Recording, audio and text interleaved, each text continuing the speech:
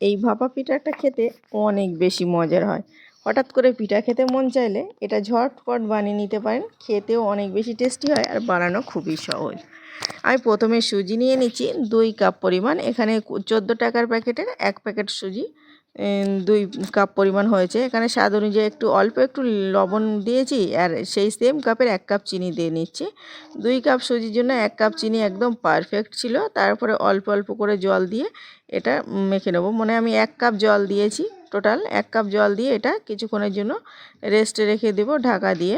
এটা কিন্তু সুজিটা সফট হয়ে আসলে অনেক বেশি পারফেক্ট হয়। তারপরে আমি কিছুক্ষণ পরে সুজিটা বার করে নিয়েছি। যতটুকু জল দিয়েছিলাম পুরো একদম টেনে নিয়েছে আর একদম শুকনো শুকনো হয়ে গেছে, কিন্তু এটা সফট হয়ে গেছে, সুজিটা একদম নরম হয়ে গেছে। ভালোভাবে ভিজিয়ে নরম করে নিতে হবে। একবার হলে এইভাবে ভাপা পিঠা বানিয়ে নিতে পারেন, কোনো চালের গুঁড়ো থাকবে না। সুজি তো আমাদের শরীরের পক্ষে অনেক হেলদি একটা খাবার, ছোট বড় সকলে ভীষণ পছন্দ করবে এটা কিন্তু। দেখুন তারপরে আমি এটা মেখে নিয়েছি। এখন লিকুইড দুধ নিয়ে নিচ্ছি, একটু ঘন করে জাল করে নেওয়া দুধ, কুসুম গরম দুধ আমি অল্প অল্প করে দিয়ে নিচ্ছি। আমি এখানে হাফ কাপের মতো দুধ দিয়েছিলাম। হাফ কাপ দুধ দিয়ে মানে যতটা লাগবে ঘনত্বটা দেখলেই বুঝতে পারবেন, খুব বেশি পাতলা হয় না ব্যাটারটা। হাফ কাপের মতো দুধ দিয়ে আমি মেখে নিলাম। আর এখানে চাইলে কিন্তু গুঁড়ো দুধ ব্যবহার করতে পারেন। তারপরে মিক্সিতে দিয়ে একটু ফেটিয়ে নিলাম। আর বাকি একটু দুধ ছিল, অল্প একটু দুধের মধ্যে আমি এখানে 1 টেবিল চামচ বেকিং পাউডার দিয়ে গুলিয়ে নিয়েছি। তাহলে কিন্তু বেকিং পাউডারটা অনেক তাড়াতাড়ি অ্যাক্টিভ হয়ে যায় আর দারুণ হয় এই রেসিপিটা, ভাপা পিঠাটা। তারপরে ভালোভাবে মিশিয়ে নিলাম। একটু ভালোভাবে মিশিয়ে নেওয়ার পরে এখানে আমি বেকিং সোডা নিয়েছিলাম 1 চিমটি পরিমাণ, 1 চিমটি দিয়ে নিলাম। দেওয়ার পরে আমি এগুলো সবগুলো একসঙ্গে মিশিয়ে নিচ্ছি। মিশিয়ে নিয়ে আপনার পছন্দ অনুযায়ী এখানে কিছু না দিলেও চলবে। আমি কিছু বাদাম কুচি দিয়ে দিচ্ছি, কিছু কিশমিশ আর কিছু মোরব্বা, যে কোনো ড্রাই ফ্রুটস থাকলে সেগুলো দিয়ে নিতে পারেন। তারপরে আমি এগুলো ঘরে ছিল সেগুলোই দিয়ে আমি এখানে একটা কেক মোল্ড নিয়ে নিলাম। আর এখানে একটু তেল ঘষে নিচ্ছি, তাহলে কিন্তু মোল্ড আউট করার সময় খুব সহজে উঠে আসবে। তারপরে ব্যাটার ছিল কিছুটা দিয়ে নিলাম।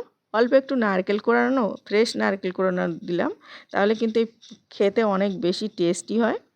নারকেলের স্বাদটা থাকবে। আপনারা চাইলে গুড় ব্যবহার করতে পারেন, এই ভাজের মধ্যে গুঁড়ো দিতে পারেন। এভাবেও একবার হলে ট্রাই করতে পারেন, নতুন পদ্ধতিতে খেতে দারুণ হবে।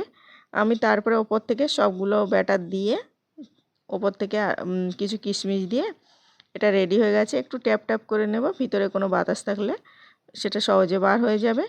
আর তারপরে দেখুন একটা কড়াইতে অল্প একটু জল দিয়ে তারপর স্ট্যান্ড দিয়ে এটা ভাপিয়ে নিচ্ছি। এখানে আমি 20 মিনিটের মতো ভাপিয়ে নিলাম। 20 থেকে 25 মিনিট লাগবে, তার মধ্যেই কিন্তু রেডি হয়ে যাবে।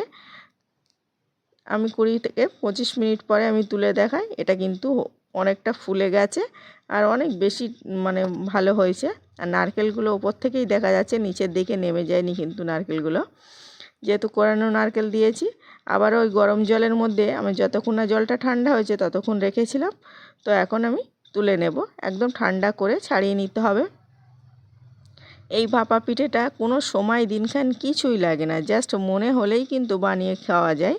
এটা ছোটদের স্কুল টিফিনেও দেওয়া যাবে, সকালের জলখাবারে বলুন, যে কোনো সময় খেতে মন চাইলেই খেতে পারেন। আপনাদের কেমন লেগেছে বলতে ভুলবেন না। ভালো লাগলে লাইক কমেন্ট শেয়ার করার অনুরোধ করছি। আর প্লিজ একবার হলেও ট্রাই করবেন, বলতে ভুলবেন না।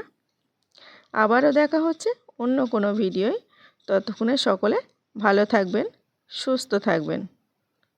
আর এতক্ষণ সাথে থাকার জন্য, ভিডিওটা দেখার জন্য সকলকে ধন্যবাদ জানিয়ে বিদায় নিচ্ছি।